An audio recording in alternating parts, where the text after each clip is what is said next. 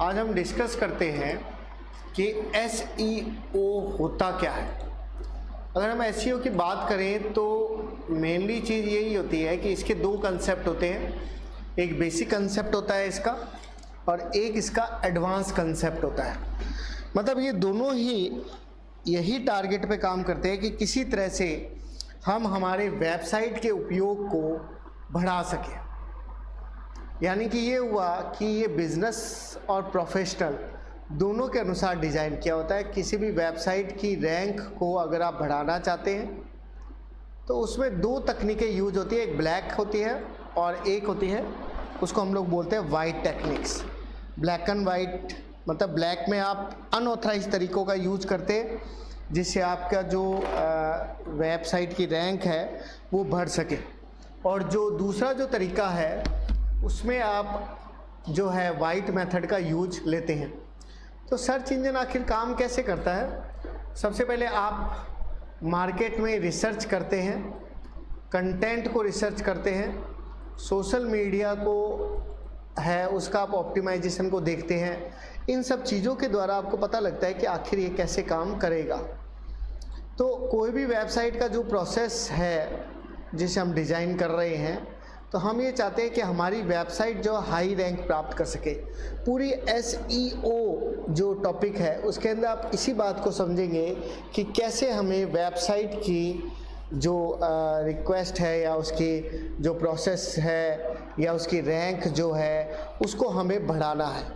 तो उसके बाद में उसके लिए हमें करना क्या पड़ेगा? हमें उसकी क्वालिटी को बढ़ाना पड़ेगा, उसके कंटेंट कैसे है उन पे हमें ध्यान रखना पड़ेगा। तो मेनली दो चीज़ होगी, एक तो क्वालिटी हो गया, एक कंटेंट हो गया। क्या क्या एक्टिविटी होती है?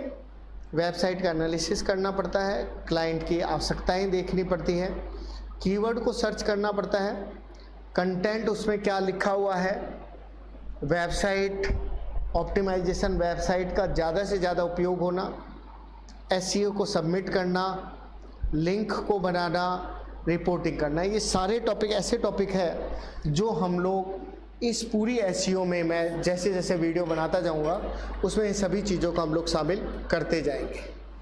अब अगर हम लोग आगे डिस्कस करें तो इसमें 3 प्रकार की मैट्रिक है।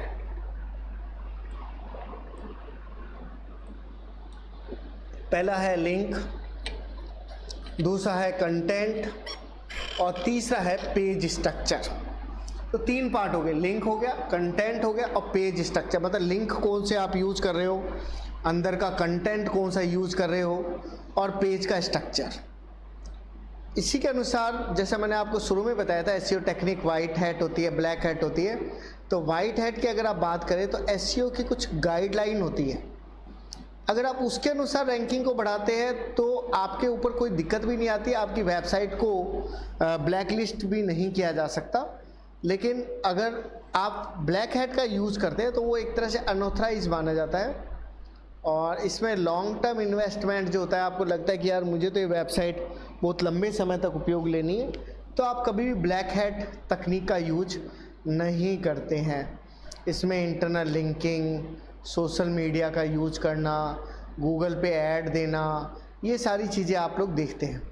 जबकि ब्लैक हैट में क्या होता है, आप SEO के अनुसार कार्य नहीं करते हैं और उसके जो सर्च इंजन है उसकी कमी क्या है, वो कैसे ढूंढ रहा है, वो किस हिसाब से रेस्पॉन्स देता है, उसके अनुसार उस तकनीक को आप बढ़ाते हैं।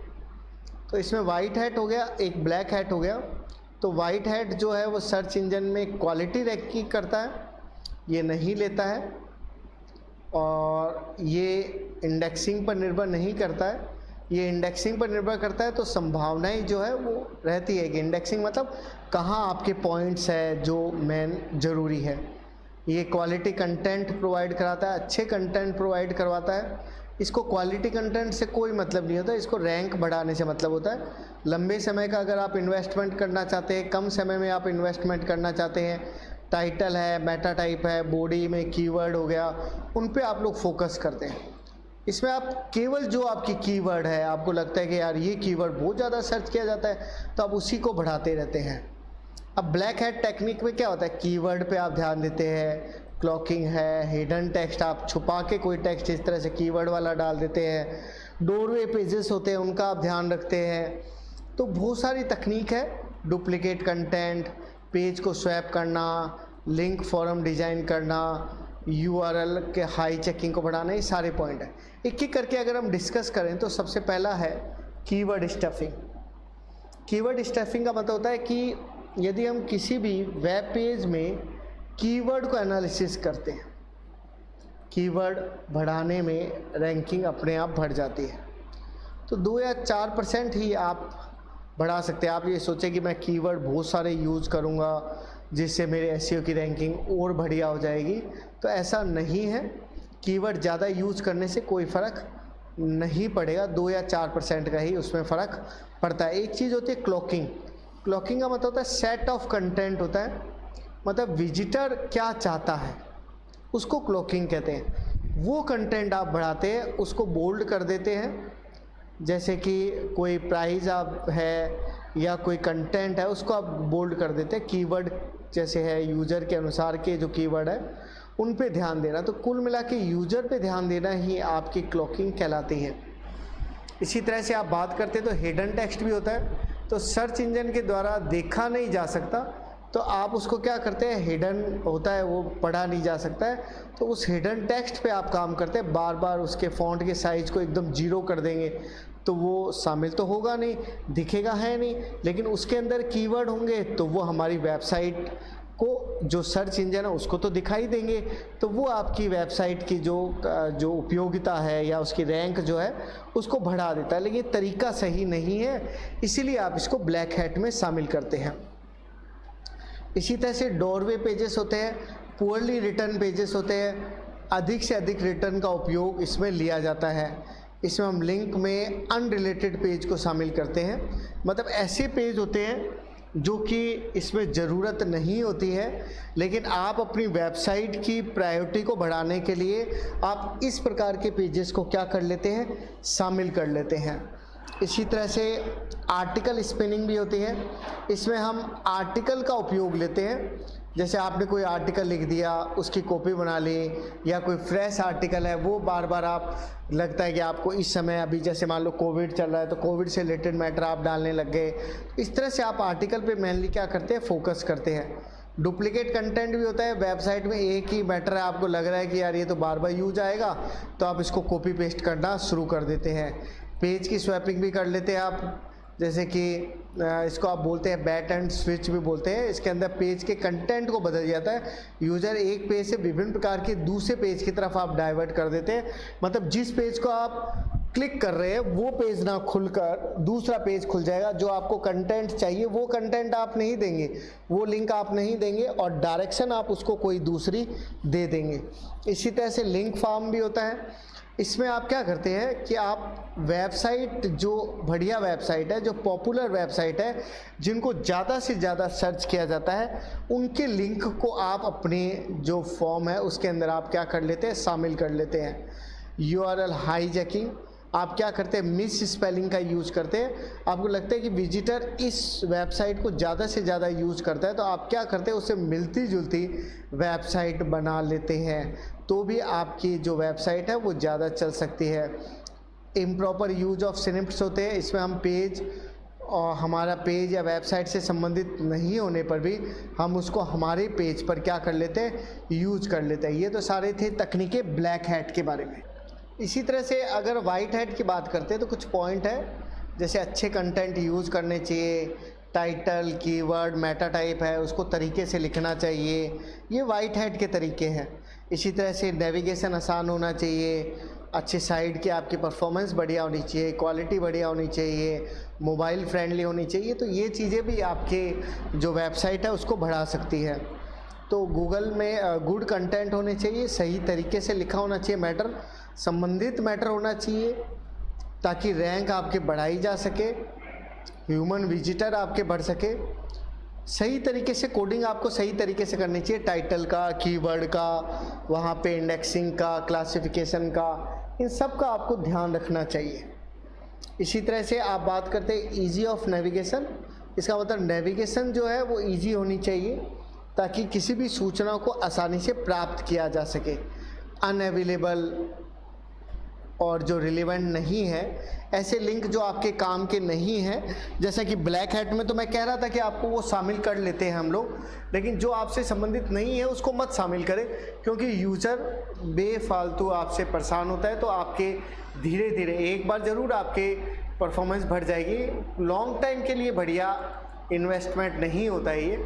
साइट की परफॉर्मेंस जो है वो अच्छी होनी चाहिए, साइट आपकी आसानी से खुल जानी चाहिए, उसमें इंडेक्सिंग होनी चाहिए, हमें पता होनी चाहिए कि वेबसाइट में क्या क्या हिस्से हैं, और तुरंत उस पर लोडिंग जो है वो फास्ट होनी चाहिए, क्योंकि वेबसाइट खुलने में जितना समय लेगी यूज़र उतना ही चेंज कर सकता है वेबसाइट को। क्वालिटी अच्छी होनी चाहिए, जैसा कि मैं आपको बता ही रहा हूँ, कम उपयोग होने वाली वेबसाइट शामिल नहीं करनी चाहिए, बैक लिंक का भी उपयोग लेना चाहिए आपको, और इसी तरह से मोबाइल फ्रेंडली होनी चाहिए। मतलब आपकी जो वेबसाइट जो है वो अगर आप खोलना चाहें तो मोबाइल पे भी आसानी से खुल जानी चाहिए। अब नेक्स्ट जो टॉपिक है कि सर्च इंजन कैसे काम करता है, हाउ सर्च इंजन वर्क। अगर आप सर्च इंजन वर्क की बात करते हैं तो पहला होता है क्रॉलिंग करना, इंडेक्सिंग का यूज़ करता है, रिट्राइवल का यूज़ करता है। सबसे पहले क्रॉलिंग होता क्या है? क्रॉलिंग होता है कि जो भी हमारा वेब क्रॉलर है वो वेब पेजेस को सर्च करता है, उसी को ही हम लोग क्रॉलिंग करते हैं, वेब पेजेस को ढूंढना। जैसे गूगल जो है वो इंडेक्सिंग को देख लेता है, भाई क्या इंडेक्सिंग है, कौन कौन से उसमें वेब पेजेस है, कौन कौन से उनको ब्राउज करना है, क्या क्या उसमें इंफॉर्मेशन है, उसके अकॉर्डिंग वो उसको क्या कर लगा देता है, विजिट कर लेता है। तो ये क्रॉलिंग हो गई, मतलब उसके आप ये देखते हैं कि उसकी इंडेक्सिंग क्या है। इसी तरह से स्पाइडर है, ये भी एक तकनीक का ही नाम है, ये भी क्रॉलिंग के लिए उपयोग में आता है। इसमें आप क्या करते हैं कि जो भी आपका वेब पेज है उसको जब आप विजिट करते हैं तो एक वेब पेज से अगर आप दूसरे वेब पेज को लिंक करते हैं तो लिंक भी करना चाहे तो कर सकते हैं।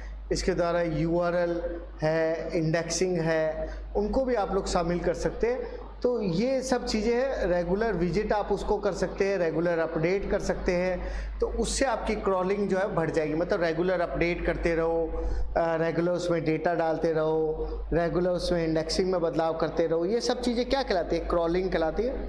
कुल मिला के आपकी वेब पेजेस की जानकारी उसको जल्दी मिल जाए तब भी आपकी क्रॉलिंग जो है वो बढ़ जाएगी। इसी तरह से अगर आप बात करते हैं इंडेक्सिंग की, तो क्रॉलर के द्वारा वेब पेजेस की आप क्या बना लेते हैं, अलग अलग कॉपीज़ बना लेते हैं। तो क्रॉलर क्या करता है, आपका जो भी वेब पेज है या वेबसाइट है जो यूज़र देखेगा उसके आप क्या करते हैं, कॉपी बना के रख लेते हैं, मल्टीपल कॉपीज़ हो जाती है। तो कई वेब पेजेस की कॉपी बना के फिर सर्च इंजन उन वैल्यू को क्या करता है, देखता है तो वो इंडेक्सिंग को देखता है। वेबसाइट में इंडेक्सिंग होती है, मतलब जैसे हमारी बुक में आगे इंडेक्सिंग होती है वैसे ही उसको वो अरेंज करता है। इंडेक्सिंग बुक की तरह ही होती है, मैंने आपको भी बताया था। सर्च इंजन में वेब पेजेस को अपडेट रखता है। यदि कोई पेज इंडेक्सिंग से जुड़ा हुआ है तब वो क्या करेगा, उससे संबंधित जो भी सूचना है वो आपको अवेलेबल करवा देगा। तो वेबसाइट नए डेटा को भी क्या कर सकती है, शामिल कर सकती है। इसी तरह से एक पॉइंट होता है रिट्राइवल। रिट्राइवल का मतलब होता है प्राप्त करना। तो कैसे प्राप्त करेंगे, तो सर्च इंजन की लास्ट स्टेज जिसमें आप क्वेरीज लगा सकते हैं। क्वेरीज में आप पूछते हैं कि आपको क्या सूचना लेनी थी, उस सूचना के अकॉर्डिंग आप एल्गोरिथम का उपयोग लेते हैं, और वो जो एल्गोरिथम है आप अपने सर्च रिजल्ट जो है सर्च इंजन है उसमें आप लगाते हैं, और लगाने की वजह से ही आपका जो सर्च इंजन है वो बढ़िया काम करता है। तो पेज रैंक के एल्गोरिथम आप उसमें शामिल कर सकते हैं। पॉपुलर एल्गोरिथम है ये, जिससे आपके पेज का रिजल्ट जो है, फर्स्ट पेज का जो रिजल्ट होता है वही हमारा मेन जो होता है वो क्या कहलाता है, रिजल्ट कहलाता है।